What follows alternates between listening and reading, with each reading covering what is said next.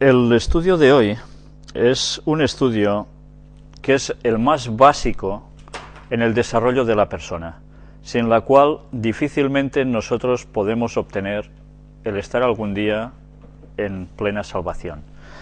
Es un tema que muchas veces se pasa por alto y casi se piensa que una persona haciendo lo que quiera, al final más o menos Dios, como es tan bueno, va a salvar a todo el mundo. Este concepto cada vez se está extendiendo más, tristemente. Vamos a ver cómo la Biblia precisamente no habla en estos términos, sino que la Biblia, como siempre, es muy clara. Hoy vamos a tratar este tema que lo podríamos titular arrepentimiento, confesión y perdón.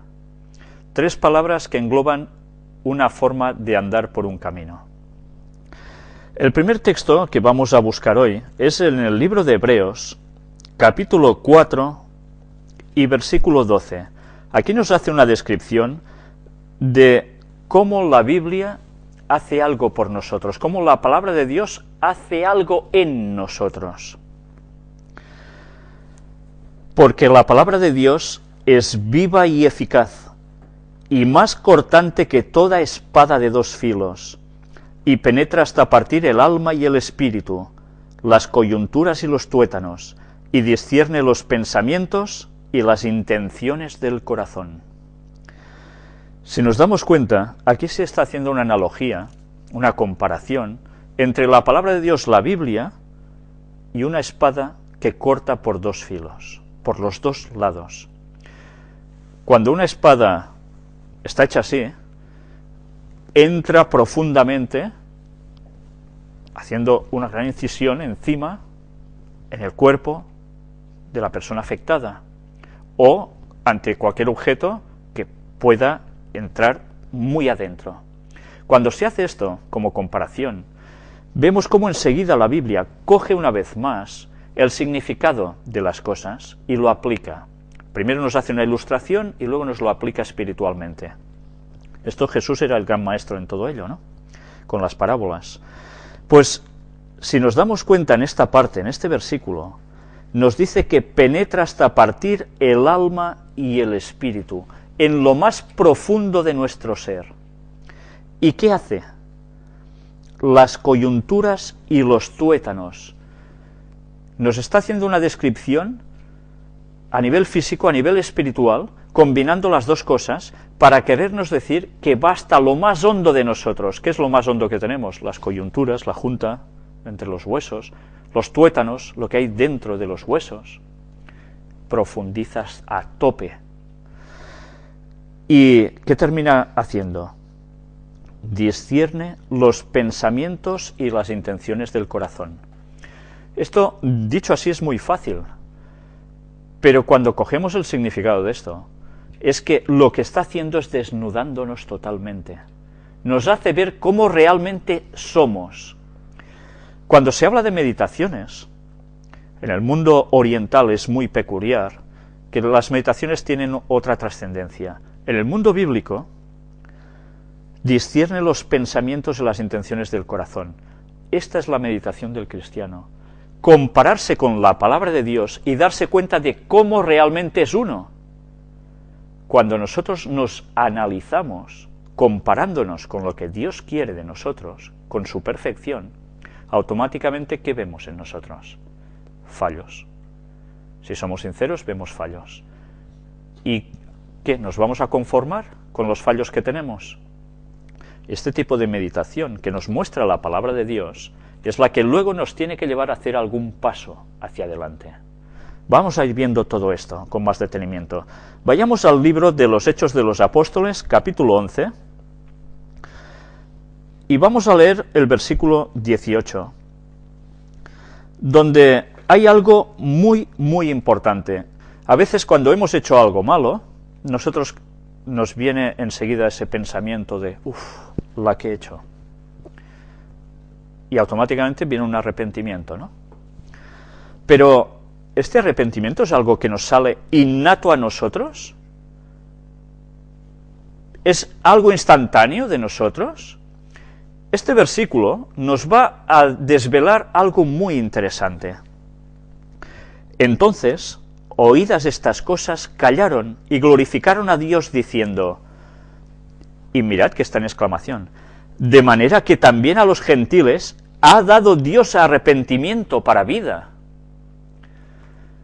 El arrepentimiento no es algo innato nuestro, sino que Dios mismo nos lo pone dentro. A veces decimos, no, es que yo soy muy bueno, yo no mato, yo no robo, yo no sé qué. Pero el arrepentimiento, cuando hacemos algo malo, no es algo que surja de nosotros porque sí, porque nuestra tendencia natural no es el bien, es el mal, y eso lo heredamos desde el Edén. Pero Dios pone en las personas, a través del Espíritu Santo, el pensar, he ido muy mal, y he de solucionarlo, he de hacer algo. Pero duele. Si Dios no pusiera ese sentimiento en el propio ser humano, ningún ser humano tendría arrepentimiento. O sea que ni eso es un privilegio que tenemos nosotros porque somos así. No. Somos muy dioses, dicen algunos, ¿no? Somos dioses. No. Esa parte divina viene del exterior hacia nosotros, no surge en nosotros. Es muy distinto. Leamos ahora un texto en 2 de Corintios, la segunda epístola a los Corintios, escrita por el apóstol Pablo, capítulo 3 y versículo 18. Por tanto, nosotros todos, mirando a cara descubierta como en un espejo la gloria del Señor, somos transformados de gloria en gloria en la misma imagen, como por el Espíritu del Señor. ¿Cómo cambiamos nosotros? ¿A través de qué? Aquí se nos habla de un espejo. Nosotros nos miramos como en un espejo, a cara descubierta. Y a partir de allí, en un espejo, ¿qué vemos? Uy, estoy despeinado de aquí. Bueno, no es mi caso, ¿no? Porque es difícil que me despeine. Pero automáticamente, con la palabra de Dios, con su ley, nosotros nos vemos como realmente somos y vemos qué parte debemos mejorar. Esto es lo que hace la palabra de Dios por nosotros. Pero mirad que hay algo más. Cuando nosotros contemplamos la gloria del Señor, tal como es Él, automáticamente, ¿qué pasa? Somos transformados de gloria en gloria en la misma imagen como por el Espíritu del Señor. Solo podemos ser transformados realmente si miramos a Cristo, al Señor. Nosotros funcionamos por mimetismo siempre. Cuanto más vemos algo, más nos asemejamos a eso. Por eso es tan importante qué escuchamos, qué música, qué vemos, qué películas, qué escenas vemos andando por la calle. Porque cuanto más nosotros nos recreemos en algo, más nos haremos semejantes a eso. Si todo el mundo, su verdadero ídolo, no fueran gente del fútbol, o tertulianos, o cualquier tontería, y fuera Cristo su centro vital, qué distinto sería el mundo, porque nosotros nos conformaríamos al carácter de Cristo. Queremos arreglar el mundo muchas veces con partidos políticos, con sindicatos, con... No, el mundo no se arregla así. El mundo solo se arregla poniéndonos en consonancia con Dios. Leamos ahora el ejemplo práctico de cuando una persona ha hecho su vida, más o menos, y llega un momento en que le sucede algo que lo hace recapacitar. Y a partir de allí emprende un camino distinto, un regreso a Dios.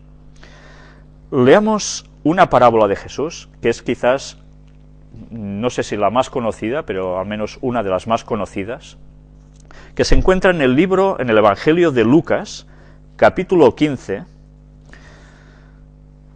y versículos del 11 al 32. Es conocida como la parábola del Hijo Pródigo. Esta parábola, hasta muchos no creyentes la conocen. Vamos a leerla primero con detenimiento y luego iremos viendo hasta qué punto este es el camino que nos marca Dios para volver a Él.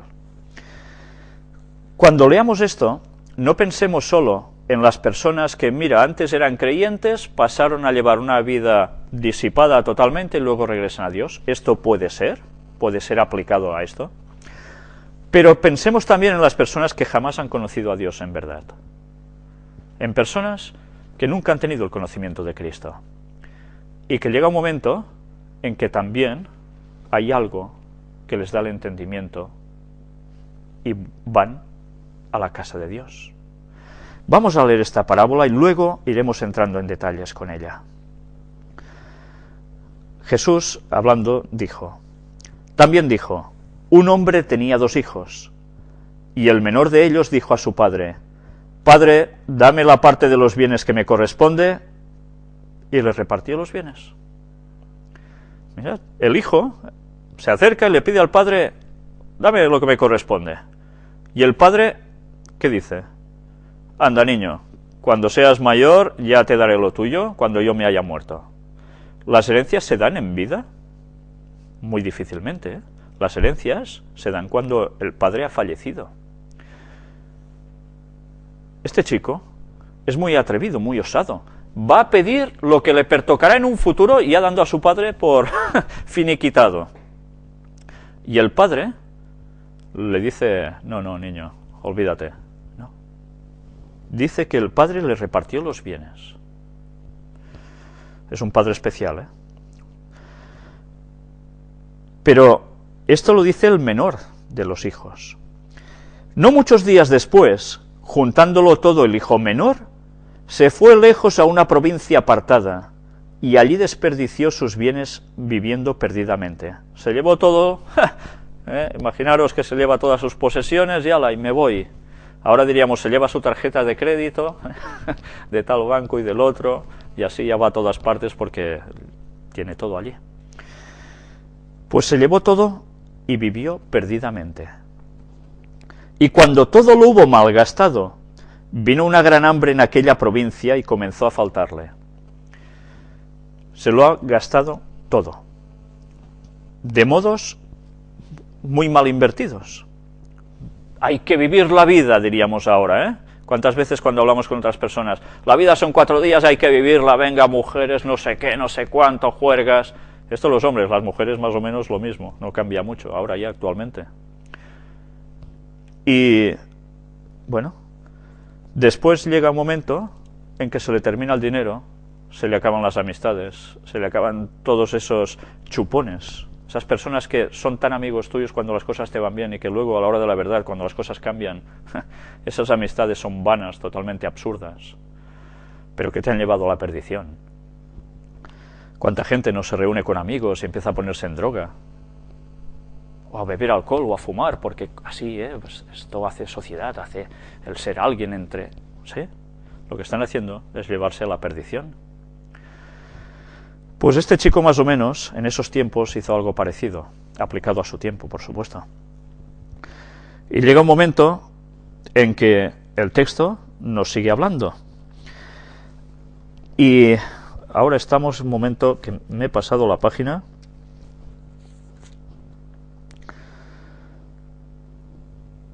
Y fue y se arremó a uno de los ciudadanos de aquella tierra, el cual le envió a su hacienda para que apacentase cerdos. Qué mal debería estar este muchacho para que, no tengo nada, ¿qué he de hacer? Uy, mira, a ver si ese señor me da trabajo cuidando de los cerdos. Estamos hablando de un señor que probablemente es judío, a ellos los cerdos poca gracia les hacían, pero que los cerdos eran comida habitual en muchas partes de su alrededor. Solo el pueblo judío no comía el cerdo, pero el resto, todos.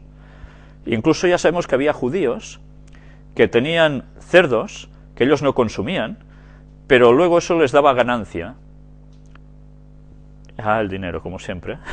Yo no tomo esto porque no es bueno, pero toma, se lo paso al otro y así saco un dinerillo. Traficantes y demás, ¿no? Pues este chico se acercó para cuidar de cerdos, algo que para ellos era una abominación total. Y vamos a ver cómo continuó la historia. Y deseaba llenar su vientre de las algarrobas que comían los cerdos, pero nadie le daba. ¿Hasta qué punto debería haber quedado sin dinero, nada de comida, y veía a los cerdos comer esas algarrobas y él, uy, sí la pillo, ¿no? Pero nadie le daba, y si él las cogía era como robar, le estaba quitando la comida a los cerdos. ¿Hasta qué punto llegó? Caótico, total. Y ahora viene la parte importante. Y volviendo en sí, dijo: ¿cuántos jornaleros en casa de mi padre tienen abundancia de pan, y yo aquí perezco de hambre? Volviendo en sí. Llega un momento en que la circunstancia lo lleva a pensar que se ha equivocado grandemente, a tal punto en que se da cuenta que en la casa de su padre, si allí hasta los trabajadores tenían todo, y yo aquí, ¿qué he hecho? Ha vuelto en sí. Dios ha dejado que este hombre, este muchacho, llegue a caer bastante bajo, hasta un cierto extremo. ¿Dios es malo porque permite que este chico llegue a estar así? Mirad cómo Dios necesita algo. No lo necesita Dios en verdad, lo necesita el ser humano. A veces Dios nos tiene que poner en una situación crítica para que volvamos en sí y recapacitemos y digamos: ¿qué estoy haciendo con mi vida? Si sé que no voy bien. Y entonces esa persona tiene que hacer un cambio. Y él dice, el chaval: me levantaré e iré a mi padre y le diré: Padre, he pecado contra el cielo y contra ti. Ya no soy digno de ser llamado tu hijo. Hazme como a uno de tus jornaleros. El chico estaba dispuesto a humillarse. Después de todo ese tiempo que había estado fuera, que no sabemos cuánto era, este muchacho piensa en ir a su padre y decirle: he pecado contra el cielo y contra ti, Padre, he pecado. ¿Y él qué esperaba del padre? ¿Qué podíamos esperar de un padre ante un hijo cuando el hijo se ha arrepentido? Luego veremos lo que sucede. Y una vez ha pensado esto, dice: y levantándose, vino a su padre, y cuando aún estaba lejos, lo vio su padre, y fue movido a misericordia, y corrió, y se echó sobre su cuello y le besó. ¿Os dais cuenta de la importancia de este texto?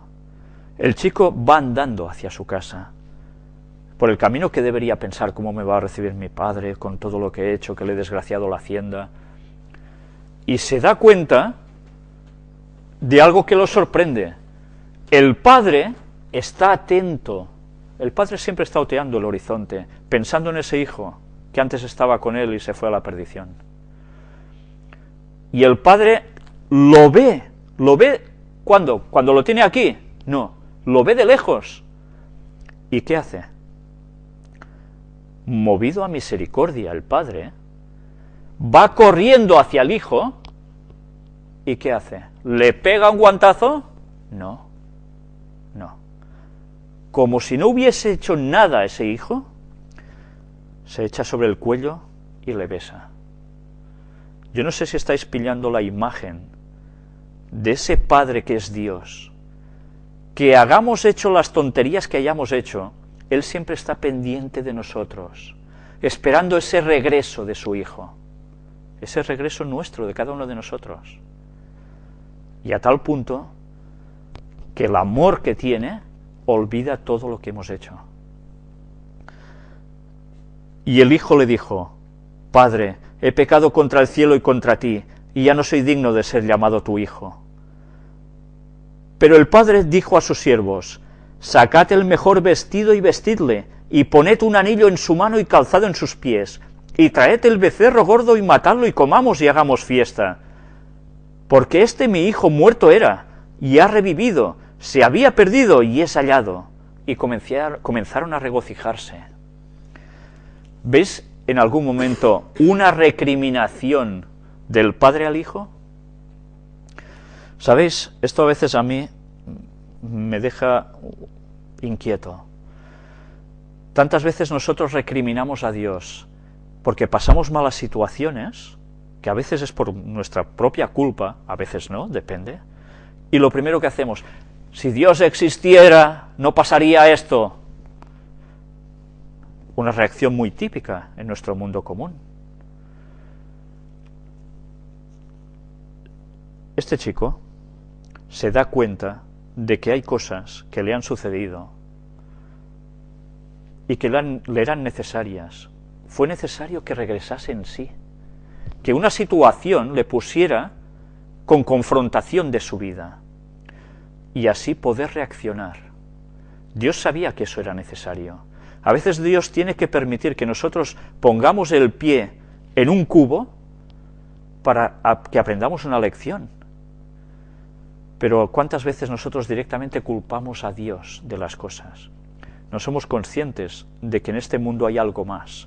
Nuestras propias decisiones, que a veces son totalmente erradas, y Satanás, que también nos lleva a hacer lo malo. Ya veis la reacción del padre. El padre en ningún momento recrimina absolutamente lo más mínimo. Al contrario, se dirige enseguida a sus siervos y les dice que preparen todo para hacer una gran fiesta. Y su hijo mayor estaba en el campo, y cuando vino y llegó cerca de la casa, oyó la música y las danzas. Imaginaos al hijo, al mayor, que está haciendo su trabajo, va terminando el día, se va acercando hacia la casa, y empieza a oír musiquillas, todos contentos, y él, ostras, ¿qué está pasando aquí? Y llamando a uno de los criados, le preguntó qué era aquello. Él le dijo, tu hermano ha venido y tu padre ha hecho matar el becerro gordo por haberle recibido bueno y sano. ¿Y cómo reacciona el hermano? Entonces se enojó y no quería entrar.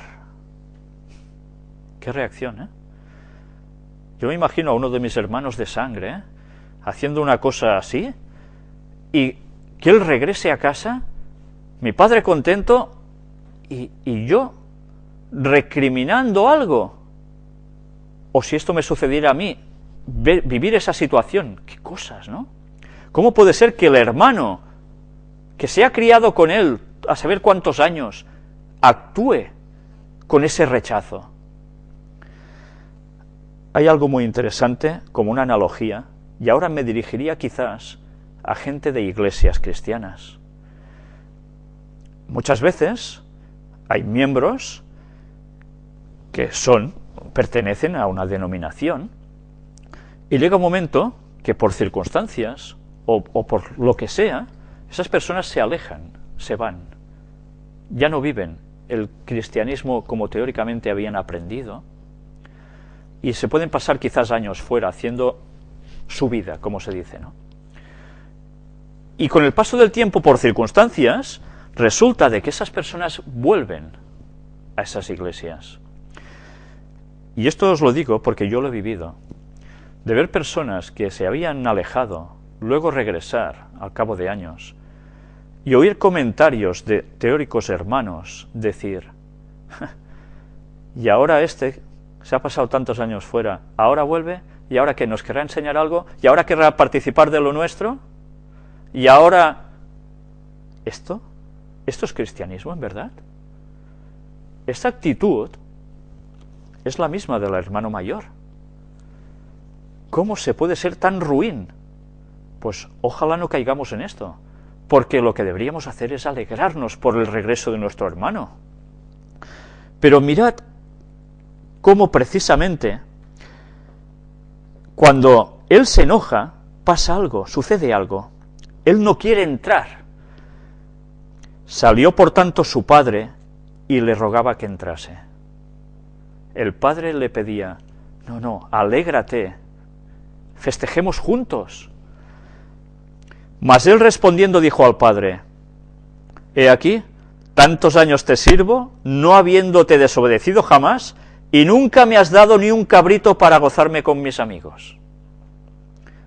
Una reprimenda, ¿no?, hacia el padre. Pero cuando vino este tu hijo, que ha consumido tus bienes con rameras, prostitutas, has hecho matar para él el becerro gordo. Ya estamos, la envidia. ¿Favoritismos? Ese es el favorito y yo. ¿Escalones distintos? ¿Niveles distintos? La reacción del padre, vamos a verla. Él entonces le dijo: hijo, tú siempre estás conmigo, y todas mis cosas son tuyas. Mas era necesario hacer fiesta y regocijarnos, porque este tu hermano era muerto y ha revivido, se había perdido y es hallado. La historia termina aquí. No nos habla de la posterior reacción del hermano mayor. No sabemos si el hermano mayor reacciona a favor o sigue en sus 13. No lo sabemos. Pero vemos la actitud del padre, que lo único que busca es la concordia entre todos, la unidad, el amor, y alegrarse cuando una persona que estaba alejada de la salvación que Dios le daba, vuelve al redil. Jesús habló mucho de volver al redil, ¿verdad? De cómo esa oveja que se iba y que él lo hacía todo para irla a buscar, y eso daba alegría. Pues ya veis, esta parábola es una parábola en la que todo el mundo se puede sentir identificado, porque a veces quizás nosotros toda la vida hemos sido creyentes y hemos hecho siempre más o menos lo bueno, pero a veces nosotros hemos hecho muchas tonterías.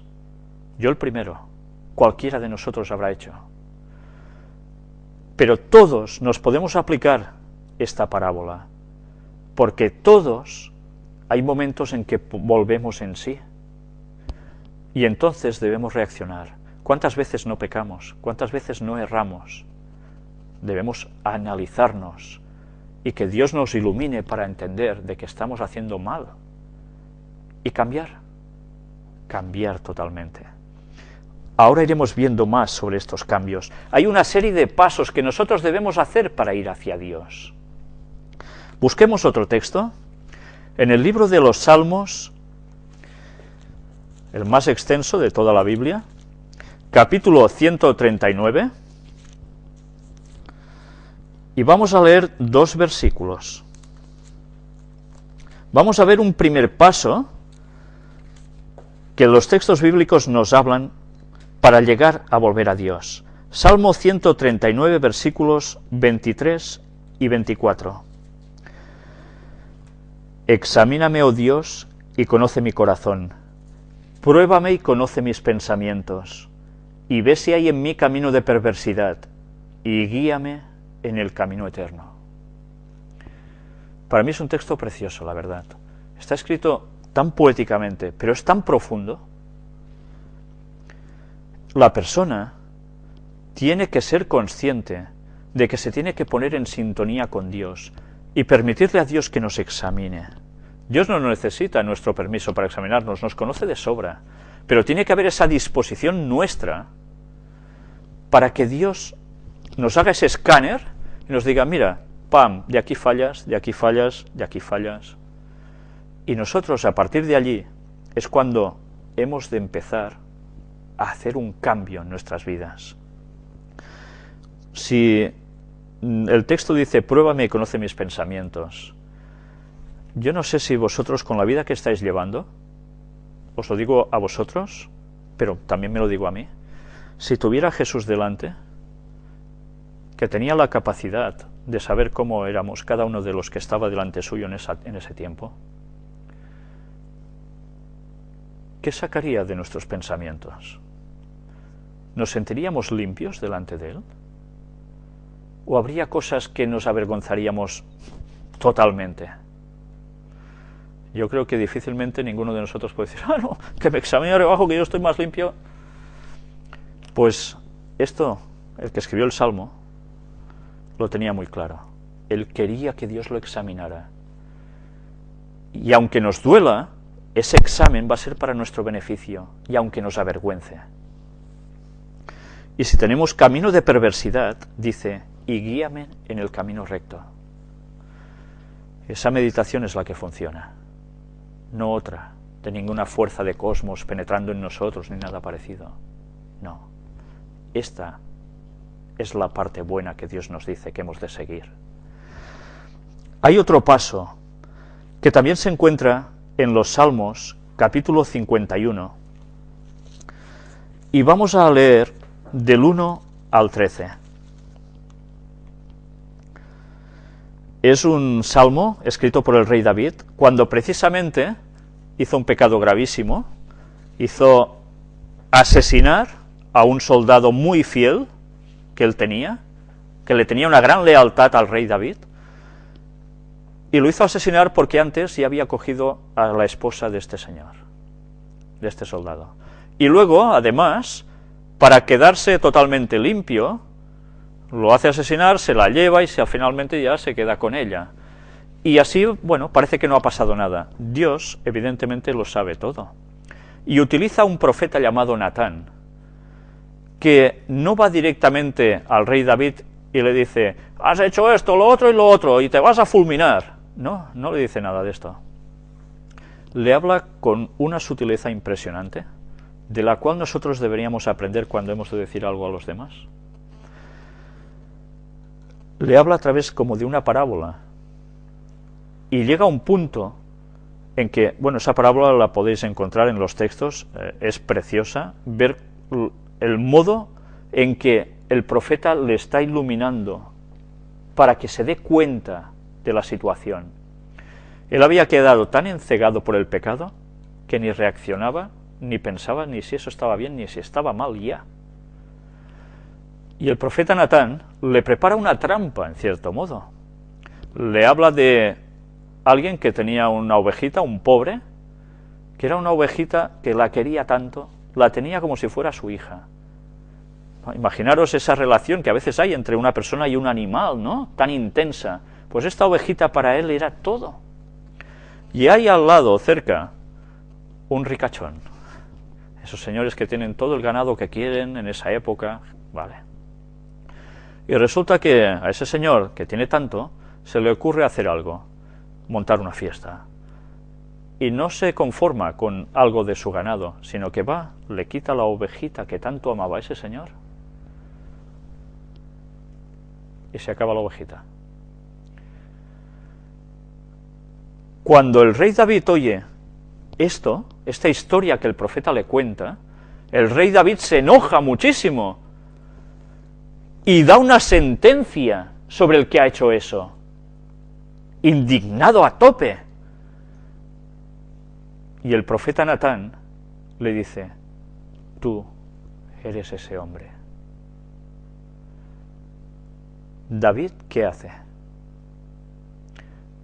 David no reacciona fulminando, cortándole el cuello al profeta, que lo podía haber hecho, porque el valor que tuvo el profeta a ir ante un rey que podía hacer lo que quería con sus súbditos prácticamente, se la jugaba. Fue valiente y fue allí, con la palabra de Dios para esa persona. Y no le pegó una reprimenda castigándolo al rey verbalmente, no, no. Trabajó para que su mente se diese cuenta de lo que había hecho, para volverlo a encauzar hacia Dios. ¿Y el rey David cómo reacciona? Rompe su corazón. Se da cuenta, se percata de la gran fatalidad que él ha hecho. ¿Y cómo reacciona el rey David? ¿Lo sabéis? El rey David, después de esto, escribe un salmo. Es un salmo precioso, un salmo en el cual todos nos podemos sentir identificados, porque aunque no hayamos hecho ese gran disparate doble que él hizo, quizás sí, a saber, cada uno sabe su vida, pero todos hacemos disparates. Vamos a ver qué escribe precisamente el profeta, que es el rey David, que también profetizó. En este salmo vamos a leer cosas maravillosas que todos nos podemos aplicar siempre. Ten piedad de mí, oh Dios, conforme a tu misericordia. Conforme a la multitud de tus piedades, borra mis rebeliones. Lávame más y más de mi maldad, y límpiame de mi pecado. porque yo reconozco mis rebeliones, y mi pecado está siempre delante de mí. Contra ti solo he pecado, y hecho lo malo delante de tus ojos, para que seas reconocido justo en tu palabra, y tenido por puro en tu juicio. He aquí en maldad he sido formado, y en pecado me concibió mi madre. He aquí tú amas la verdad en lo íntimo, y en lo secreto me has hecho comprender sabiduría. Purifícame con hisopo y seré limpio, lávame y seré más blanco que la nieve. Hazme oír gozo y alegría, y se recrearán los huesos que has abatido. Esconde tu rostro de mis pecados, y borra todas mis maldades.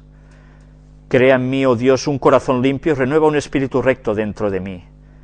No me eches de delante de ti, y no quites de mí tu Santo Espíritu.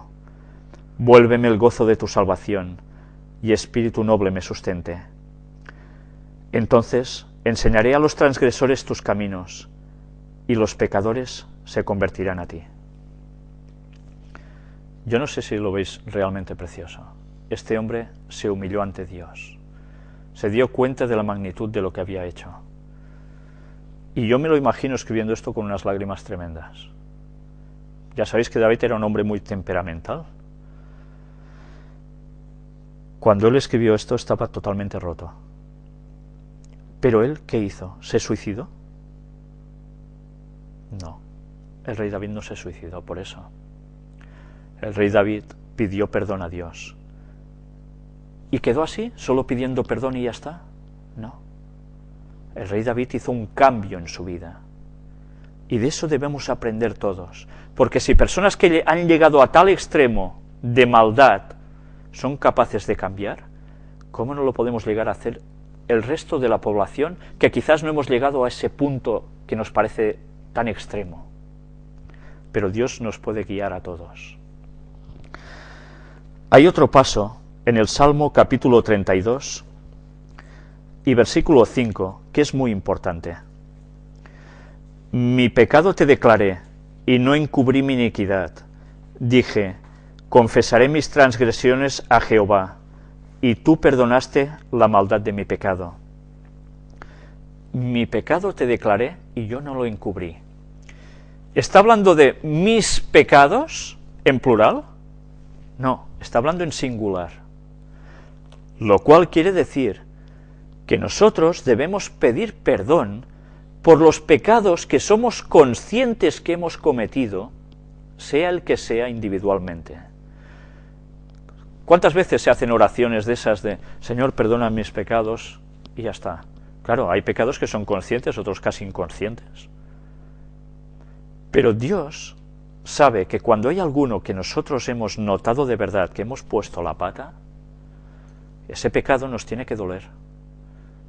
Y ese pecado, específicamente, debemos pedirle a Dios que nos lo perdone. Esto, si nos estamos dando cuenta, no requiere una oración de pim pam y ya está, sino que requiere un acto de reflexivo por nuestra parte. Y esto nos tiene que hacer allegar a Dios, con tiempo. En el mundo de las prisas de hoy, necesitamos el tiempo para estar en comunión con Dios. Quizás nuestro tiempo lo malgastamos viendo teles, viendo tonterías, y el tiempo para la devoción de Dios, nada. Qué triste. En las fiestas de Navidad, ya sabéis, mañana, Navidad, ¿cuánto tiempo se va a emplear en estar sentado en una mesa, desde la mañana hasta la noche, comiendo casi sin parar, hablando de mil y una tonterías, en el día que teóricamente se celebra el nacimiento de Jesús, que ya sabéis que no es el 25 de diciembre cuando nació, probablemente fue el 11 de septiembre.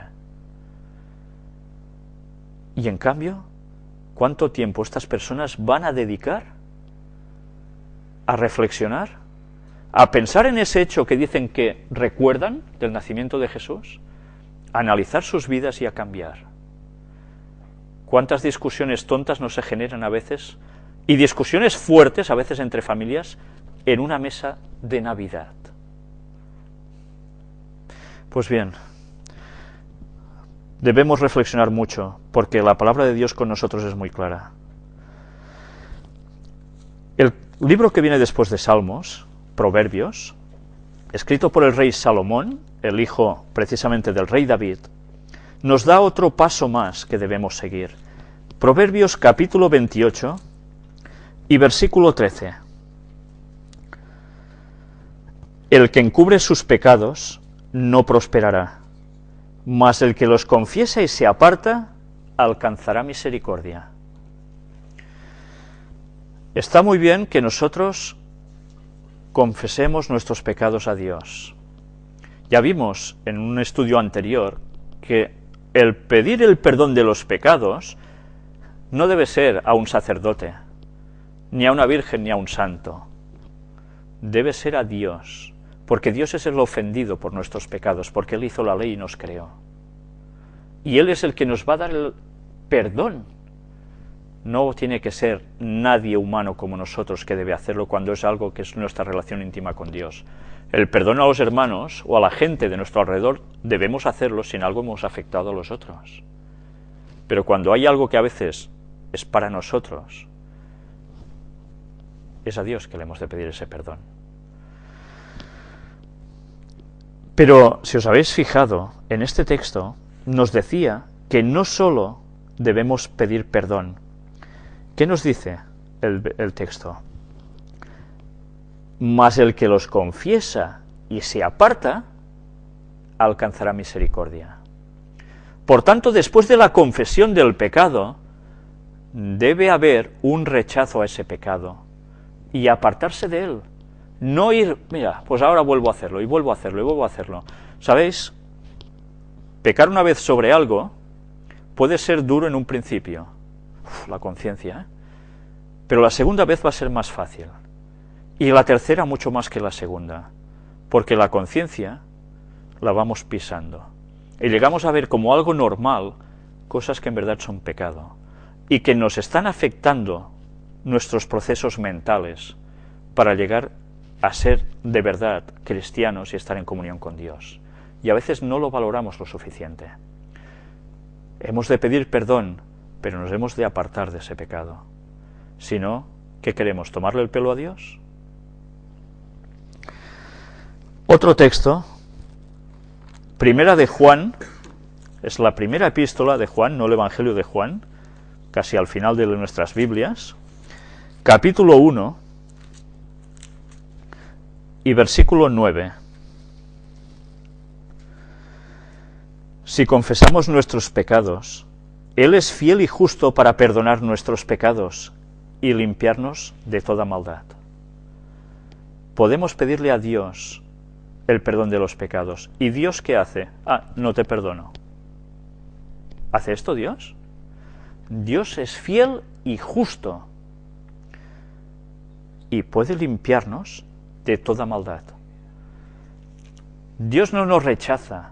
Si nosotros somos sinceros, Dios no rechaza nunca al pecador. Y además nos limpia de toda maldad. ¿Cuál es el concepto de limpiarnos de toda maldad? Pues quiere decir que esas ganas de seguir cometiendo ese pecado tienen que desaparecer.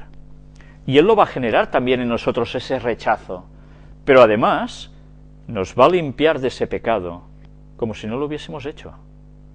Porque Él es el especialista en gomas de borrar. Porque es el especialista en borrar del libro, en ese registro que los ángeles hacen de nuestras vidas, de nuestras palabras, de nuestros pensamientos. Es el que puede borrar los errores que hemos cometido, o esos pecados. Y Dios lo hace muy a gusto esto, porque Él está deseando que nos pongamos en consonancia con Él. Pero para que seamos perdonados, no depende de Dios, depende de nosotros. Hay otro texto en la segunda epístola a los Corintios, capítulo 5 y versículo 17. Es un texto precioso. De modo que si alguno está en Cristo, nueva criatura es. Las cosas viejas pasaron. He aquí, todas son hechas nuevas. Todo lo antiguo nuestro, Dios lo pasa ya por alto. Eso ya es historia. A partir de ahora, empiezas de cero, nueva criatura. ¿Cuántas veces nosotros, cuando alguien nos ha hecho algo, eso queda aquí, y sí, vale, yo perdono, pero no olvido, ¿cuántas veces esa famosa frase? Claro que ciertamente el recuerdo puede quedar, pero no deberíamos tener en cuenta para nada eso. Dios para nada tiene en cuenta eso de nosotros. ¿Por qué nosotros tenemos la tendencia a ser rencorosos? Esto no debe ser un sentimiento cristiano, esto debemos pulirlo de nuestras vidas. Porque si nosotros pensamos mal, ¿qué vamos a generar? Mal. Y todo lo que hacemos nos vuelve. Hay un proverbio que habla de esto. Pues eso deberíamos tenerlo presente. Dios nos hace nuevas criaturas. En el libro de Mateo, en el Evangelio de Mateo, el primer libro del Nuevo Testamento, capítulo 27, nos va a mostrar un error que nosotros debemos evitar plenamente en nuestra confesión. Mateo 27, del 3 al 5. Vamos a hablar de un personaje que es muy conocido hasta para los no creyentes, Judas. ¿Quién no ha oído hablar de Judas? Ese señor que estaba siendo uno de los 12 discípulos de Jesús, que es el que llevaba esa bolsa de las monedas de todos, porque Jesús vivía de los donativos que le daban para poder seguir haciendo su labor, al igual que los discípulos. Pero que él, ¿qué hacía con esa bolsa? Iba sustrayendo, Sí, no, tonto no era, Bueno, sí era tonto, porque si no hubiese sido tonto, ¿cómo hubiesen cambiado las cosas? Por querer tener algo de posesión material, las cosas espirituales es igual. Y teniendo al lado a Jesús, Jesús sabía de Judas que era el más capaz de todos los apóstoles. Era el más listo. Bien trabajado, Judas hubiese sido un portento del Evangelio. Pero Judas no quería ser un portento del Evangelio. Judas no quería cambiar. Y Jesús, aún y conociendo el interior de Judas, lo mantiene al lado de todos y a su lado siempre. Y además le da la economía del grupo. Y Judas, que debería haber aprendido cada lección de Jesús, como todos los otros 11, ¿lo hace? ¿La aprende, la lección? Llega un momento en que Judas traiciona hasta su propio maestro. Traiciona a su propio creador. Esto es increíble. Pues llega a hacerlo. Y lo hace por 30 monedas de plata. El precio que se pagaba por un esclavo era, si no recuerdo mal. Y, resulta que Judas ha entregado a Jesús, y él esperaba que Jesús, cuando ya fuera para estar detenido, reaccionara, sacara todo su poder, diese un golpe, y dijera, se acabó, y ahora mando yo y me hago rey ya definitivamente. Judas buscaba eso. Y se queda impresionado cuando ve que Jesús, en vez de reaccionar haciendo golpes de karate, kung fu, no pega ni un puñetazo Jesús. ¿Qué hace Jesús? No hace nada para evitar que lo cojan. La escritura debía cumplirse. Y Judas, cuando ve que Jesús no reacciona, sino que además va, y cuando Pedro corta la oreja del que los iba a prender, uno de ellos, Malcolm se llamaba, Jesús coge la oreja, le dice a Pedro que guarde su espada, y se la vuelve a colocar a su enemigo. Un milagro impresionante. Y curiosamente, Jesús hace un milagro a sus enemigos, y sus enemigos ¿cómo reaccionan? ¿Lo adoran como Dios y lo siguen? No. Van tan encegados por el diablo que aún lo cogen y lo llevan donde lo debían que llevar. ¿Y dónde era eso?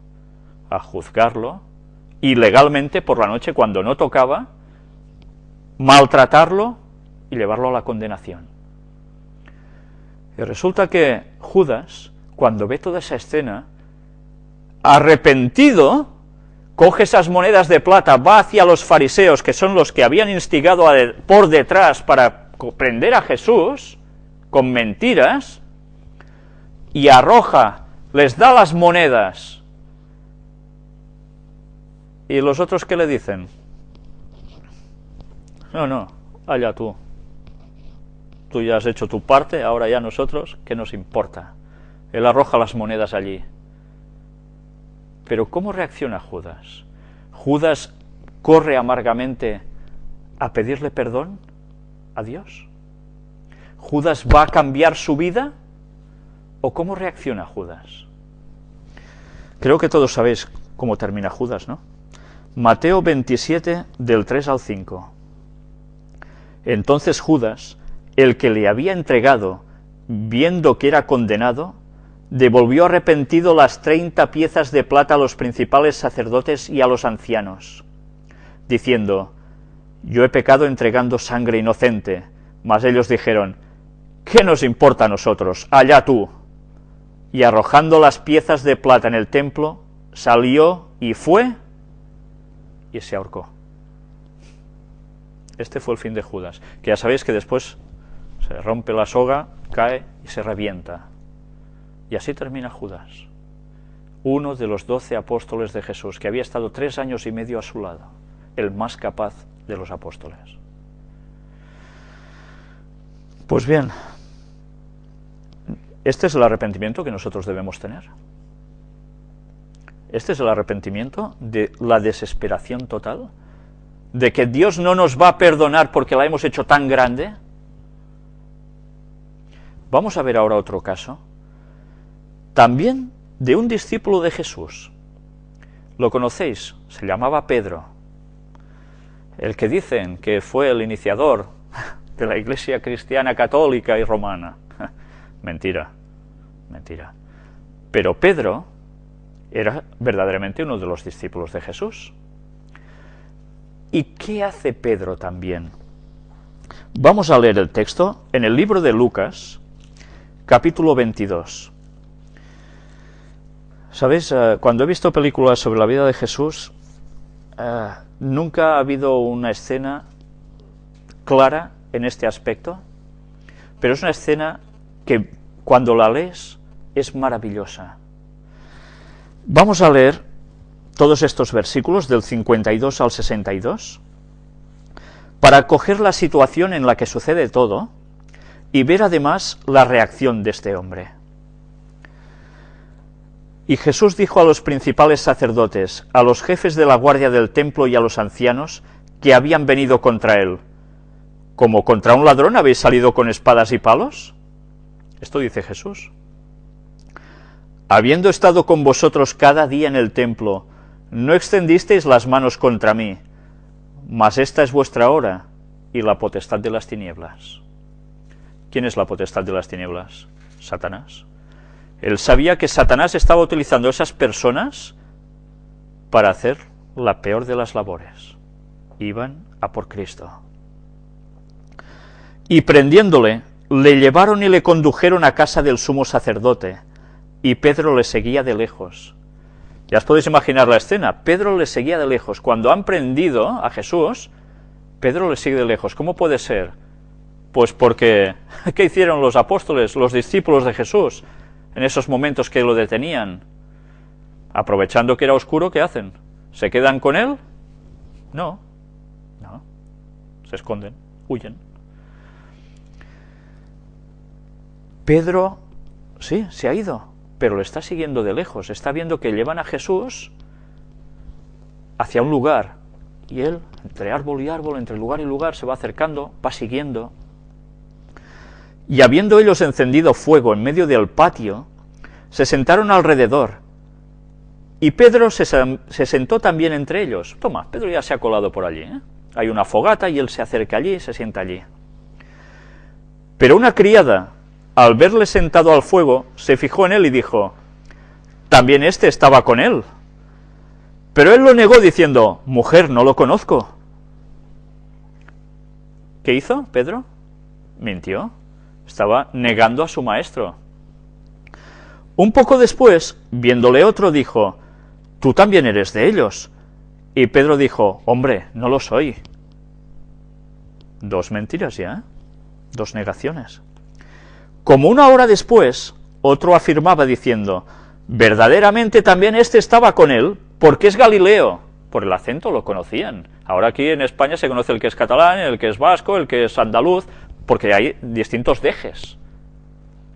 Entonces, los galileos tenían un deje distinto. Uy, como es Galileo, y el maestro era Galileo, tú también eras de ellos, ¿eh? ¿Y qué, cómo reacciona? Y Pedro dijo, hombre, no sé lo que dices. Y enseguida, mientras él todavía hablaba, el gallo cantó. Imagínate el gallo, ¿eh? ¿Qué pasa cuando sucede esto? Entonces, vuelto el Señor, Jesús miró a Pedro, y Pedro se acordó de la palabra del Señor que le había dicho, antes que el gallo cante, me negarás 3 veces. Y patam, a la tercera canta el gallo. Curiosamente, cuando leemos esto, a veces no nos damos cuenta y podemos pensar, mira, claro, Jesús está allí, lo tiene por allí delante y está esperando que cante el gallo para decirle, ¿tú qué? ¿Era así la situación? No. A Jesús lo tenían cogido, lo estaban juzgando, lo estaban abofeteando, maltratando totalmente. ¿Y sabéis qué estaba haciendo Jesús? Jesús hacía, ¡ay, que me haces daño! ¡Ay, no sé qué! ¿Hacía esto Jesús? No. Jesús no se estaba preocupando por él. Jesús, cuando oye el gallo que canta, se gira para mirar a Pedro y se despreocupa totalmente de todo lo que le estaba pasando a él. Y al mirar a Pedro, ¿qué pasa con Pedro? ¿Por qué mira a Pedro entonces? Para recordarle, te lo había dicho, tiempo atrás, unos instantes atrás de todo esto, yo, Señor, no te negaré nunca, yo hacer esto, con lo arrojado que era Pedro, pues por bocazas, tuvo que aprender la lección, y tuvo que aprenderla del peor de los modos, viendo a su maestro, a su creador, pasándolas así. Y después de que Jesús lo mira, ¿qué hace Pedro?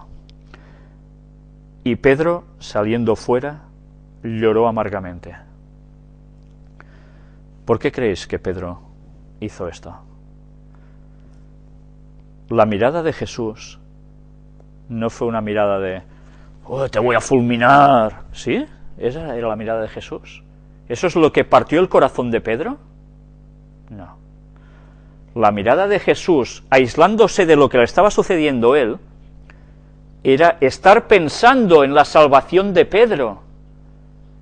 Y Jesús no lo mira con odio ni reprimenda de nada, sino que la mirada de Jesús, con todo el amor hacia Pedro, es lo que parte el corazón de Pedro. Porque se da cuenta que Jesús, a pesar de lo que está haciendo él, Jesús lo ama. Y eso lo parte por la mitad a Pedro. ¿Y Pedro qué hace? Sale corriendo a llorar. ¿Coge una soga y se cuelga a Pedro? Judas lo hizo. Prácticamente la situación era la misma, no variaba mucho más. Pedro está partido de corazón porque sabe lo que ha hecho. Pero Pedro ha aprendido la lección. ¿Y Pedro qué pasa a ser después? Pasa a ser uno de los puntales de entre los 12 discípulos.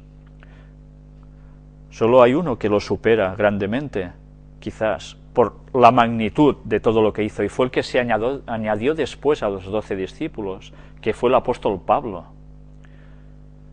Pero Pedro fue un puntal. Si Pedro se hubiese suicidado pensando, Dios no me va a perdonar, ¿hubiese obtenido la salvación? No. Pedro podrá ser salvo porque aceptó su error, aceptó que había pecado y buscó el perdón aún habiendo negado a su maestro. ¿Cuántas veces nosotros no negamos a Jesús? ¿Cuántas veces nosotros podemos hablar a otras personas de Dios y nos callamos, quizás por miedo al ridículo? Uy, claro, como estamos en una sociedad tan atea, que todo el mundo hace su vida y si oye que tú crees, eres un bicho raro. O cualquier situación de nuestra vida que estamos haciendo mal y sabemos que lo hacemos mal y seguimos. ¿Estamos negando a Jesús? Porque Él vino a morir por nosotros para que pudiésemos ser salvos. Y todas las bofetadas que le dieron, las veces que le pusieron la corona de espinas sobre la frente, clavándolo después en la cruz, después de haber pasado latigazos continuamente. Y nosotros, después de que nuestro Creador hace eso por nosotros, seguimos pecando. ¿Sabéis? Ellen White escribió que ojalá nosotros recordásemos cada día, dedicándole un buen rato de nuestro día, 1 hora aproximadamente, a recordar las escenas de cuando Cristo fue prendido y todo el proceso hasta ser crucificado y morir por nosotros. Si nosotros meditásemos en esas escenas, ¿cuántas tonterías dejaríamos de hacer? ¿Cuántas? Pero no, la vida que llevamos es ver tele hasta el final, hasta que no podemos más, luego despertarnos tarde, como corriendo enseguida para ir al trabajo. ¿Dónde está nuestro crecimiento en Dios?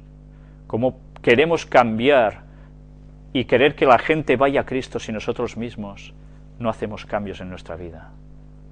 Pero aprendamos de Pedro. Pedro se arrepintió y cambió.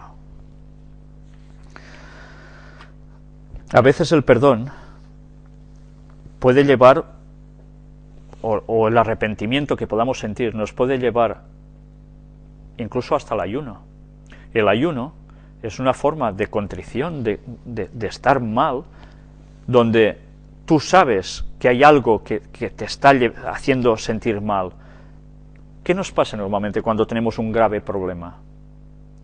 Nos ponemos a comer como si fuésemos cerdos, literalmente. No, ¿qué suele pasar cuando una persona está en una mala situación? ¿No se le quita el hambre? Antes habíamos leído un escrito en un texto que hablaba de problemas hasta en los huesos, porque nuestra condición mental afecta a nuestra salud. Si nosotros somos conscientes de esto, de estos pesares, a veces haremos ayuno para quedar limpios ante Dios, porque no estaremos recargando nuestro organismo, haciendo digestiones, con lo cual, ya sabéis, la digestión cómo se hace, baja la sangre, sobre todo de la cabeza, para hacer la digestión. Por tanto, ya sabéis que cuando, después de las comidas, que si suelen ser abundantes, ¿qué viene? Uy, esa soñolencia, esos golpes de cabeza, cuando hay más accidentes laborales, ¿no? Precisamente después de comer, se va a trabajar, ¡pumba! Y ya estás. Pues el ayuno lo que nos permite es tener la mente más despejada. No hace falta hacer ayuno de 80 días, pues tampoco llegaríamos a tanto, ni mucho menos. Pero a veces un ayuno nos ayuda a limpiar nuestro organismo, nos reactiva energéticamente y además nos da claridad mental. Pero el ayuno no debe ser algo que nosotros hagamos para ganar el favor de Dios. ¿Vamos a comprar a Dios así? No. Eso lo debemos hacer cuando creamos oportuno, porque hay un momento de aflicción o porque queremos estar más claramente unidos a Dios. Y eso debemos tenerlo presente. El ayuno nunca es un método para ganarse el favor divino. ¿Qué hacían los fariseos antiguamente? ¿Lo recordáis? Yo ayuno y oro. Y decían eso como, para que todo el mundo dijera, uy, qué santo. No, no. Nuestro ayuno debería ser algo bastante silencioso y que no diciéndole a la gente, mira, yo hago ayuno porque así yo con Dios, No, no. Hay cosas que debemos llevar en nosotros con Dios. Y a veces el ayuno puede ser colectivo. Hay situaciones como en el Antiguo Testamento se reflejan de que se convocaba un día de ayuno y oración ante un grave problema, porque Dios tenía que actuar, pero quería que su pueblo estuviera en consonancia con Él para que Él pudiese hacer algo. Y así debemos hacer nosotros. Dejar que Dios actúe, pero debemos ponernos en consonancia con Él. Esto no quiere decir que obligatoriamente cada semana hemos de hacer un día de ayuno, porque si no, no, eso puede ser más o menos bueno, pero siempre son opciones. Lo importante es que nosotros no intentemos ganar el favor de Dios con nuestros actos, porque eso es una salvación por obras. Nuestra salvación se hace por fe. Las obras son una consecuencia de lo que creemos, porque el Espíritu Santo está en nosotros y vamos a guardar la ley de Dios y a hacer el bien, porque es lógico, tiene que salir de nosotros porque Dios nos lo pone. Pero Dios, vamos a ver que nos insta a algo. Dios nos insta al arrepentimiento. Y hay un libro, que es el de Santiago, también hacia el final de nuestras Biblias, capítulo 4 y versículo 14, que nos dice: cuando no sabéis lo que será mañana, ¿por qué? ¿Qué es vuestra vida? Ciertamente es neblina que se aparece por un poco de tiempo y luego se desvanece. ¿Cuántas personas dicen, no, yo ya me entregaré a Dios cuando sea viejo, voy a vivir la vida? ¿Sí? Otros, cuando son mayores, no, esto es para los jóvenes, pero bueno. Pero normalmente la gente va postergando su decisión, va poniendo peros en el camino, creyéndose que son dueños de su tiempo. Nosotros no somos dueños de nuestro tiempo. En cualquier momento, nuestra vida se puede terminar. ¿Qué dice el texto? ¿Que nuestra vida es qué? ¿Dura 80 millones de años? ¿Pone esto el texto? ¿Que somos inmortales innatamente? No. El texto nos dice que pasamos en un momento, como una neblina. A la que sale el sol, la neblina se va. Nuestra vida es igual. Y tanta chulería que podemos llevar, y tanto egocentrismo, y tantas cosas. Si es vanidad absoluta. Esta vida es trámite. Nos preparamos para ir con Dios. ¿De qué sirve hacer grandes castillos en el aire? De nada. Todo lo que hacemos son castillos en el aire. Nosotros hemos de trabajar para la eternidad. Segunda de Corintios, capítulo 6, versículos 1 y 2. Así pues, nosotros, como colaboradores suyos, os exhortamos también a que no recibáis en vano la gracia de Dios, porque dice: en tiempo aceptable te he oído, y en día de salvación te he socorrido. ¿Cuándo nos dice Dios que reaccionemos? Ahora. No esperemos a reaccionar a 80 años. Dios quiere nuestra salvación. Nuestra vida no es nuestra. Nos la ha dado Dios, y en el momento que pase cierta situación, nuestra vida se termina. Si Jesús no vuelve antes y estamos vivos, y somos unos de los 144.000 que habla el Apocalipsis, que estará en pie esperando el retorno de Cristo, vamos a morir, como todo el resto de las personas que han pasado por este mundo. ¿Y si hemos dejado nuestra salvación de lado por intereses tontos, sea dinero, sea placeres, sea lo que sea? ¿Y luego qué? ¿Perderemos la eternidad y encima culparemos a Dios? Vamos a terminar con un texto que se encuentra en el libro de Romanos, capítulo 5, y que nos tiene que hacer pensar bastante. Bueno, ¿sabes? Vamos a dejarlo. Vamos antes a ver dos textos más que creo que son interesantes que veamos. Vayamos al Salmo 90. Quizás nos vamos a alargar un poquito más, pero creo que vale la pena que tratemos estos dos textos. Salmo capítulo 90, versículos del 9 al 12. Porque todos nuestros días declinan a causa de tu ira. Acabamos nuestros años como un pensamiento, como un momento, Los días de nuestra edad son 70 años, y si en los más robustos son 80 años, con todo su fortaleza es molestia y trabajo, porque pronto pasan y volamos. ¿Quién conoce el poder de tu ira y tu indignación según que debe ser temido? Enséñanos de tal modo a contar nuestros días, que traigamos al corazón sabiduría. Vivir 70, 80 años suele ser lo máximo, algunos pasan un poco más, pero tampoco con holgura. ¿Y después qué? ¿Nuestra vida es solo esto? ¿No es absurdo acaso esto? Y otros no llegan ni a esto. Otros se han muerto de mucho antes. ¿Y qué? ¿Y después qué? La eternidad es lo que nos importa en verdad. Y nosotros vamos valorando nuestra vida por lo de ahora. Qué pena. Leamos ahora en el libro de los Hechos de los Apóstoles, capítulo 17, el versículo 30. Dios nos hace un llamado. Pero Dios, habiendo pasado por alto los tiempos de esta ignorancia, ahora manda a todos los hombres en todo lugar que se arrepientan. Mirad si Dios es bueno, que los tiempos de nuestra ignorancia, que no hemos conocido más, Dios los pasa por alto, no le importan. Lo que quiere que es que nos arrepintamos, que cambiemos, y así podremos estar con la fuente de vida que es Él. Qué reacios somos a veces a reaccionar, qué reacios. Pero bien, no me gustaría terminar sin este texto que antes os decía, el de Romanos capítulo 5,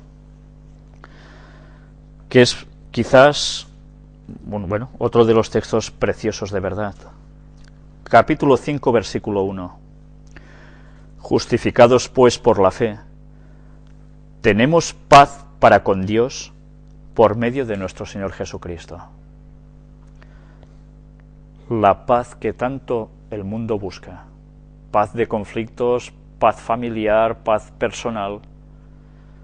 La paz solo la podemos conseguir a través de Dios, por medio de nuestro Señor Jesucristo. Y todo esto justificados por fe. Él ha muerto por nosotros, Él ha pagado la culpa por nosotros. Solo pide de nosotros que le pidamos perdón y que cambiemos, que queramos esa transformación de la personalidad. Nada más. Pero tantas veces nos gusta ser como somos. Si nos viéramos con los ojos de Dios. Madre mía. Pues bien, no esperemos a que el perdón de Dios pase de nuestras vidas. Ahora tenemos la oportunidad, ahora es el momento. El próximo tema, si Dios quiere, que vamos a tratar va a ser precisamente eso, la transformación de la personalidad, cuando Dios empieza a actuar en nosotros. Pues bien, que Dios nos ayude a caminar de verdad hacia Él, porque Él nos está esperando con los brazos abiertos, no con ánimo de ponernos el dedo en el ojo ni rechazarnos para nada. No, Él quiere que estemos con Él y seamos felices de verdad. Dios nos ayude a ello. Gracias.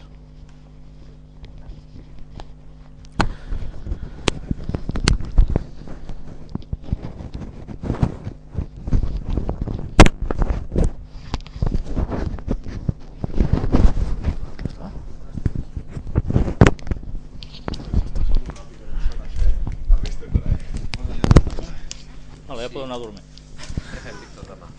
Tu diguis, tu manes. A mi m'és igual. No, jo encantat, David. Només que hi hagi una persona aquí ja és suficient. Mañana a las 12. Sí. Yo sí puedo venir mañana o no. ¿Qué ves? Por mí sí, pero no sé si... ¿Sí? ¿A las 12 te va bien? Yo no voy a. Yo lo que no quiero es ¿A las 12 os va bien? condicionar a que lo hagáis o no. Yo sí puedo venir, vendré. Si no puedo venir, no vengo. Vale, Que es una hora. si tú Si puedo venir a las Como 12, ahora, más o menos, que hemos estado. ¿Qué hemos estado? ¿Una hora o más? Una hora y cuarto. ¿Cuarto? Pero bueno, que se hace corta. No.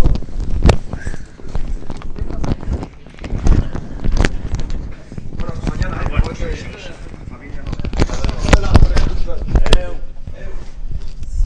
Víctor, us ho deixo tot, això, Vale, I a les vale. del trípode i de la càmera. Vale, merci. Doncs vinga. Víctor.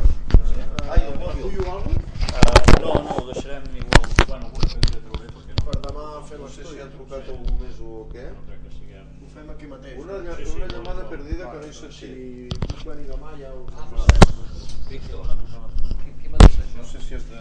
Què? Què t'ha dit això? Què vols dir això? Ah, no.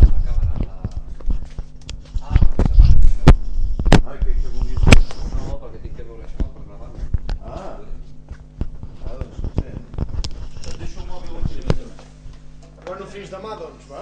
Vale, Bueno, jo no podré venir demà. Bueno, doncs, Bon Nadal. bon Nadal i fins dissabte, si no Fins vol. dissabte, si Déu vol, encara serà aquest any. Bueno, divendres ens reunirem, no?, si podem. Sí, Sí, divendres sí, Vale, a vale. les Doncs 5 ja ens anirem veient per aquí la setmana. Vagi bé. Rafa. Què vols veure per aquí, dius? No, home, perquè tinc que... Ah, val. Bueno, ja saps com va això, no? Per demà, vull dir... Sí. Tu mateix. al final va ser El que tinc la dubte, nen, Hòstia, em sembla que al tancar lo que pasa que a l'aparell después, se va espatllar la gravació. al final de todo entre ellos mismos se la no. Jo tinc la dubte de que ens falta un fil d'aquí al vídeo. Perquè aquest fil ve aquí. I d'aquí on va? Ellos ya saben que eso pasaría prácticamente A l'ordinador. ¿sabes? Lo que va a intentar es Però no va al vídeo. Ho estava pensant quan en Víctor estava parlant.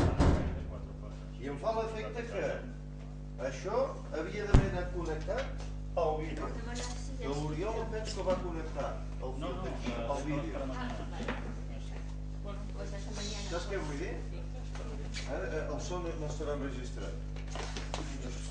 El so no estarà enregistrat. És que no va de l'opció de gravar. No l'has gravat? No de l'opció. Però no has carregat el DVD. Ara l'has de carregar, no? El DVD. Sí, però no sé si l'apagar això s'ha anat, no sé si era per Si això. t'ho has apagat primer. Jo l'he pagat, sí, però ho anava a fer i ara s'ha parat tot el tancar. Y después vine a ver mi hermana. Pero mi claro, hermana todavía mi tenía hermana que estar. 16, porque no haga muchos trenes ni nada. Me viene a buscar piedras No, directamente. esclar. Però ara tu el vídeo l'has de rebobinar, vull dir, l'has de processar. Sí, però no em deixa fer res. Mira, Y otros con ellos, y después me voy a ver mi hermana y me paso 2 no em horas deixa fer res. en Bermía. Pues cojo el tren y vuelvo. Ai, carai. Sería el miércoles por la mañana. El miércoles por la Déu-n'hi-do. mañana y sería el 27. Tenien que haver fet la prova abans. Cierto. Sí, pero entonces, sí, ya está perfecto. Ens hem equivocat aquí amb això, Cosas que Ens hem equivocat amb això. No s'ha acabat. No ho puc dir. No s'ha gravat. No s'ha gravat? No s'ha gravat. Què dius? No s'ha gravat. I a sobre una altra cosa. Ens falta un fil? La primera sí, s'ha gravat. Sí, la primera sí. Nos vemos la semana próxima. Ens falta un fil. Falta un fil d'aquí, directe al vídeo. Que no Piensa que el viernes te lo la una. És que això, vull dir, és un tot Bueno, humà. señores, felices fiestas, que beben. Igualmente. Feliz Navidad. Hasta luego. L'has mirat amb algun altre, si es veu? És que Bueno, aviam, està aquí, Això està gravat aquí? Això està gravat aquí en A la cinta. cinta. Va, per això ho fem, perquè si no, per si falla, Clar, saps? ja ha fallat, això està gravat aquí en cinta. Vale, i com es pot passar llavors això? No sé, l'Àngel ho feia, no sé com. Vale, aquí, menys mal. Però aquí està gravat tot, el so i la imatge. Bueno, doncs anem a fer la prova ara per demà. Passa que demà penseu que... Vale, llavors això tindria que anar. Bueno, sí, però ara s'ha de canviar la cinta, perquè si no, si fem servir aquesta, perdem això, Tens una altra cinta nova? Sí, tinc una altra cinta allà. Escolta, aquest que ve No, però aquest ve de la caixeta aquesta. No, aquest estava aquí. Estava just a obrir. No, però aquest ve de la caixa. Aquest no ens interessa. Vale, Aquest no ens interessa. Espera, llavors escolta'm una cosa. Jo per què ara... I de la caixa va allà. Ah, espera, a veure què passa, Espera. 0,30. És que veus? No, mira, no em dono l'opció de gravar. No sé pas És com si no es hagués gravat. No sé què ha passat. Jo només et dic això, que aquí darrere té entrades àudio Sí, que han de venir fins aquí. un sau. Aquí el micro. Això hi ha el micro aquí. Sí. Aquí hi ha un micro. Aquesta sala. I ara això va aquí. No toquis molt, no? Perquè si demà...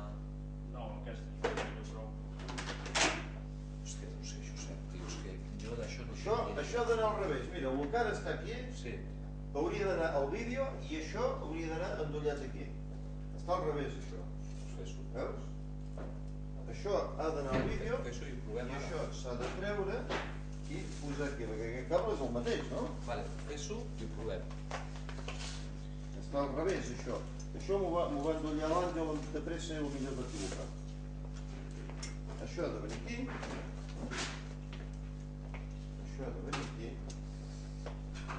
I ara això, sense el seu lladre, que el lladre no serveix, ha de venir aquí a l'àudio. El blanc i el vermell. Blanc i vermell, tots els són d'àudio, blanc i vermell. Això sé, Bueno, informàtica sí, però... és que hi ha dos fils aquí. Bueno, és igual. Ara sí que grava, perquè la imatge la grava aquest cable i el sol grava aquest, amb el vídeo. Doncs anem a fer un momentet la prova. Té l'altre d'allò, l'altra cinta. Aquí en tinc un altre jo. Aquest DVD que tens aquí girat? Aquest és teu, eh? No, l'altre, el que tens aquí davant teu. Aquest és meu. Ostres, quin susto, nen?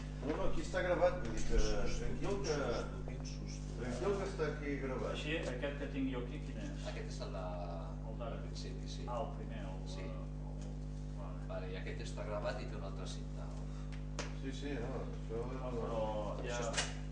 Això estava aquí dintre. No, el que teòricament tenia de quedar gravat, on està? Això està aquí. S'ha de treure. I a veure si a casa mirant i s'ha quedat gravat.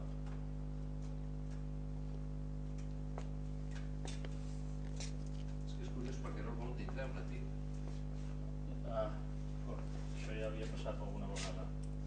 I fins a la que no li peta no surt. És anar provant fins que surt.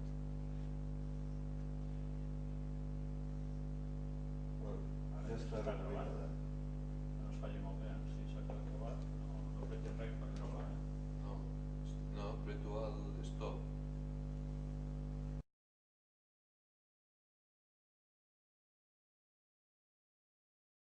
Cierne los pensamientos y las intenciones del corazón. Esta es la meditación del cristiano. Compararse con la palabra de Dios y darse cuenta de cómo realmente es uno. Cuando nosotros nos analizamos, comparándonos con lo que Dios quiere de nosotros, con su perfección, automáticamente, ¿qué vemos en nosotros? Fallos. Si somos sinceros, vemos fallos. ¿Y qué? ¿Nos vamos a conformar con los fallos que tenemos? Este tipo de meditación que nos muestra la palabra de Dios es la que luego nos tiene que llevar a hacer algún paso hacia adelante. Vamos a ir viendo todo esto con más detenimiento. Vayamos al libro de los Hechos de los Apóstoles, capítulo 11, y vamos a leer el versículo 18, donde hay algo muy, muy importante. A veces cuando hemos hecho algo malo, nos viene enseguida ese pensamiento de, la que he hecho. Y automáticamente viene un arrepentimiento, ¿no? Pero, ¿este arrepentimiento es algo que nos sale innato a nosotros? ¿Es algo instantáneo de nosotros?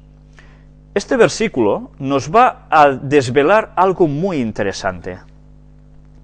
Entonces, oídas estas cosas, callaron y glorificaron a Dios diciendo, y mirad que está en exclamación, de manera que también a los gentiles ha dado Dios arrepentimiento para vida.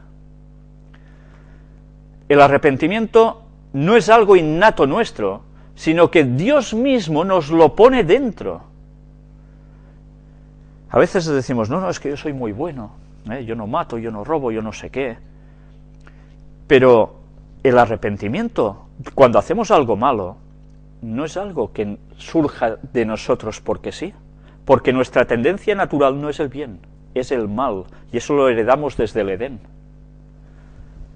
Pero Dios pone en las personas, a través del Espíritu Santo, el pensar, he ido muy mal, y he de solucionarlo, he de hacer algo. Pero duele. Si Dios no pusiera ese sentimiento en el propio ser humano, ningún ser humano tendría arrepentimiento. O sea que ni eso es un privilegio que tenemos nosotros porque somos así. No. Somos muy dioses, dicen algunos, ¿no? Somos dioses. No, no, no. Esa parte divina viene del exterior hacia nosotros, no surge en nosotros. Es muy distinto. Leamos ahora un texto en 2 de Corintios, la segunda epístola a los Corintios, escrita por el apóstol Pablo, capítulo 3 y versículo 18. Por tanto, nosotros todos, mirando a cara descubierta como en un espejo la gloria del Señor, somos transformados de gloria en gloria en la misma imagen, como por el Espíritu del Señor. ¿Cómo cambiamos nosotros? ¿A través de qué? Aquí se nos habla de un espejo. Nosotros nos miramos como en un espejo, a cara descubierta. Y a partir de allí, en un espejo, ¿qué vemos? Cuando una espada está hecha así, entra profundamente, haciendo una gran incisión encima, en el cuerpo de la persona afectada, o ante cualquier objeto que pueda entrar muy adentro. Cuando se hace esto, como comparación, vemos cómo enseguida la Biblia coge una vez más el significado de las cosas y lo aplica. Primero nos hace una ilustración y luego nos lo aplica espiritualmente. Esto Jesús era el gran maestro en todo ello, ¿no? Con las parábolas. Pues, si nos damos cuenta en esta parte, en este versículo, nos dice que penetra hasta partir el alma y el espíritu, en lo más profundo de nuestro ser. ¿Y qué hace? Las coyunturas y los tuétanos. Nos está haciendo una descripción a nivel físico, a nivel espiritual, combinando las dos cosas, para querernos decir que va hasta lo más hondo de nosotros. ¿Qué es lo más hondo que tenemos? Las coyunturas, la junta entre los huesos, los tuétanos, lo que hay dentro de los huesos. Profundizas a tope. ¿Y qué termina haciendo? Discierne los pensamientos y las intenciones del corazón. Esto, dicho así, es muy fácil, pero cuando cogemos el significado de esto, es que lo que está haciendo es desnudándonos totalmente. Nos hace ver cómo realmente somos. Cuando se habla de meditaciones, en el mundo oriental es muy peculiar que las meditaciones tienen otra trascendencia. En el mundo bíblico, estoy despeinado de aquí. Bueno, no es mi caso, ¿no? Porque es difícil que me despeine. Pero automáticamente, con la palabra de Dios, con su ley, nosotros nos vemos como realmente somos y vemos qué parte debemos mejorar. Esto es lo que hace la palabra de Dios por nosotros. Pero mirad que hay algo más. Cuando nosotros contemplamos la gloria del Señor, tal como es Él, automáticamente, ¿qué pasa? Somos transformados de gloria en gloria en la misma imagen como por el Espíritu del Señor. Solo podemos ser transformados realmente si miramos a Cristo, al Señor. Nosotros funcionamos por mimetismo siempre. Cuanto más vemos algo, más nos asemejamos a eso. Por eso es tan importante qué escuchamos, qué música, qué vemos, qué películas, qué escenas vemos andando por la calle. Porque cuanto más nosotros nos recreemos en algo, más nos haremos semejantes a eso.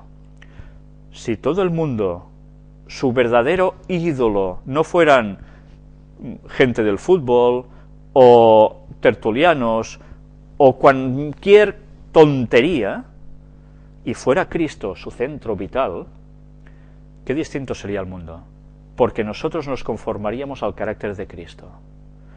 Queremos arreglar el mundo muchas veces con partidos políticos, con sindicatos, con... No, el mundo no se arregla así. El estudio de hoy es un estudio que es el más básico en el desarrollo de la persona, sin la cual difícilmente nosotros podemos obtener el estar algún día en plena salvación. Es un tema que muchas veces se pasa por alto y casi se piensa que una persona haciendo lo que quiera, al final más o menos Dios, como es tan bueno, va a salvar a todo el mundo. Este concepto cada vez se está extendiendo más, tristemente. Vamos a ver cómo la Biblia precisamente no habla en estos términos, sino que la Biblia, como siempre, es muy clara. Hoy vamos a tratar este tema que lo podríamos titular arrepentimiento, confesión y perdón. 3 palabras que engloban una forma de andar por un camino. El primer texto que vamos a buscar hoy es en el libro de Hebreos, capítulo 4 y versículo 12. Aquí nos hace una descripción de cómo la Biblia hace algo por nosotros, cómo la palabra de Dios hace algo en nosotros. Porque la palabra de Dios es viva y eficaz, y más cortante que toda espada de 2 filos, y penetra hasta partir el alma y el espíritu, las coyunturas y los tuétanos, y discierne los pensamientos y las intenciones del corazón. Si nos damos cuenta, aquí se está haciendo una analogía, una comparación, entre la palabra de Dios, la Biblia, y una espada que corta por 2 filos, por los 2 lados.